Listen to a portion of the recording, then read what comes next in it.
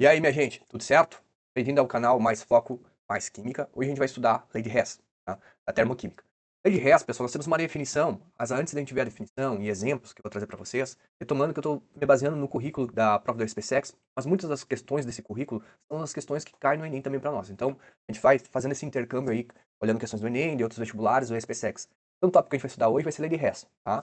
Então, bora lá para a questão teórico-prática, né? Então, vamos ver um pouquinho da questão da definição. Lei de Hess é a variação da entalpia de uma reação que é igual à soma das suas variações de entalpia das etapas intermediárias.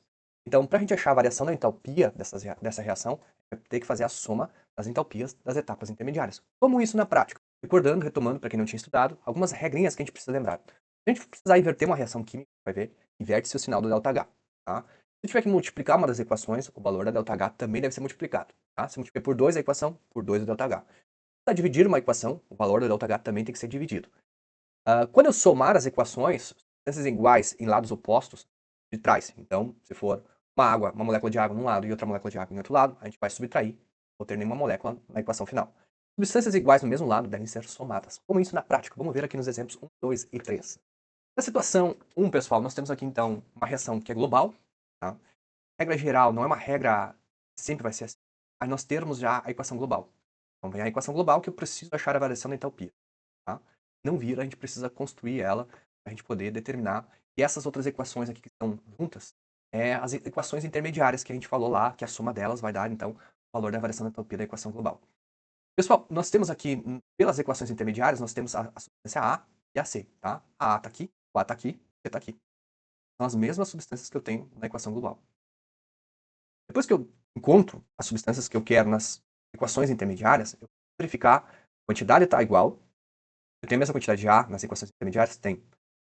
Depois de verificar a quantidade, eu tenho que verificar se está no mesmo lado. O A está na esquerda, o A na equação global, que determina a organização das equações intermediárias, que eu preciso ajustar, no mesmo lado. O C está na direita, pós-seta, o C está na direita, pós-seta. Então eu não preciso ter nada, nem dividir, não preciso fazer nenhuma daquelas ações. Então o que eu preciso fazer nessa questão? Apenas somar os ΔH, que a soma das equações intermediárias vai ser, então, o valor final aqui dessa equação global. Então, mantém-se os sinais que a questão me deu, menos 50 e menos 30, nós vamos ter a variação da entalpia 80. Certo, gente? Mantém o sinal. Seguindo para a próxima questão, exemplo 2, variou um pouco aqui a situação. Eu tenho na esquerda A, na direita C, equação global. Eu quero descobrir a variação da entalpia dessa equação. O A está na esquerda, igual a principal. O C está na direita, pós-seta, igual a equação global. Tá? Só o que está diferente? O que mudou agora? Mudou é que agora eu tenho dois A's e eu preciso mol de A. Então, se eu tenho 2 mols de A aqui, o que eu preciso fazer? Essa equação precisa ser dividida por 2. Eu vou copiar ela de novo aqui para você. Divididos por 2, então se eu tinha 2 A's, agora eu vou ter só um A. Vai formando. Eu tinha 2 B's dividido por 2, tá? B. A variação da entalpia eu tinha ΔH, vai ter que ser dividido por 2, tá? Então era 100 por 2, não ter 50.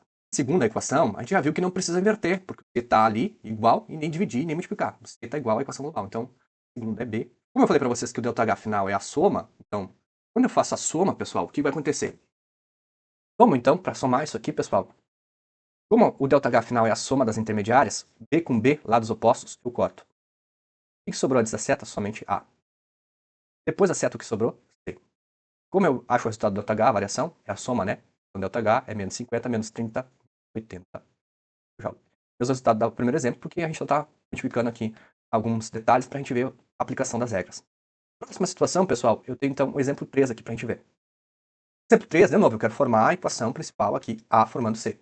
O A agora está na direita da equação, na primeira equação. E o C continua ainda na direita, como está aqui na intermediária. O que eu preciso fazer então? Qual comando eu preciso fazer aqui? Inverter a primeira equação. Tá? Então, para inverter a primeira equação, eu vou lá, o A vem para a esquerda, o B vai para a direita, invertido, e o ΔH tem que inverter o sinal. Então ele era mais 50, ele vira menos 50. A segunda equação não precisa modificar nada, então eu só copio exatamente como ela está, somo as equações, B e lados opostos iguais, eu corto. Então vai formar A formando C. ΔH é a soma, então ΔH é igual a menos 80. Perfeito? Então nós exercemos aqui o comando de inversão. E para fechar, pessoal, nós temos aqui o exemplo 4, A formando C de novo. Mas agora eu peguei e multipliquei a equação intermediária à segunda, porque não é uma regra que sempre é a primeira equação intermediária que vai ter os comandos para ser aplicado. Não. Tem que analisar todas as equações intermediárias. Agora, C, a questão me deu meio mol de B, meio mol de C. Então, para balancear e ficar igual à equação principal, que eu tenho 1 mol de C, Aqui nós precisamos multiplicar por 2 essa equação, tá? Vai multiplicar por 2 também ΔH. Então, o que acontece? A primeira eu copio normal, A formando B, ΔH igual a 50. Já a segunda equação, eu preciso fazer esse comando, multiplicando por 2. 2 vezes 1,5 vai dar 1, dá B. Zeta, 2 vezes 1,5 de C, vai dar C. 2 vezes o valor ΔH, tá? Menos 30. Ao final, pessoal, eu somo as equações. B repete nas duas equações. Como são iguais as quantidades, eu corto. O que sobrou? A formando C. E o ΔH também vai dar menos 80 nesse caso, porque estamos usando o mesmo exemplo, só modificando as situações para a gente analisar como a gente tem que fazer, então, os procedimentos. Pessoal, terminamos aqui esse vídeo, uma revisão sobre a lei de Hess, mas convido vocês a seguir aos próximos vídeos que vai ser liberado em relação a exercício de fixação da lei de Hess e treinamento, então, sobre lei de Hess. Então, são questões de nível mais simples, as primeiras, para vocês terem uma ideia, simples, a nível intermediário. Claro que essa classificação é muito subjetiva para cada um, né? Qual é a tua caminhada em relação aos estudos de química, mas tem algumas questões que vocês vão considerar, dependendo da situação, mais difícil, principalmente quando a gente tem 3 ou 4 equações intermediárias para a gente resolver e descobrir a variação da entalpia da equação global. Certo, pessoal? Espero que tenham gostado. Até a próxima. Tchau, tchau.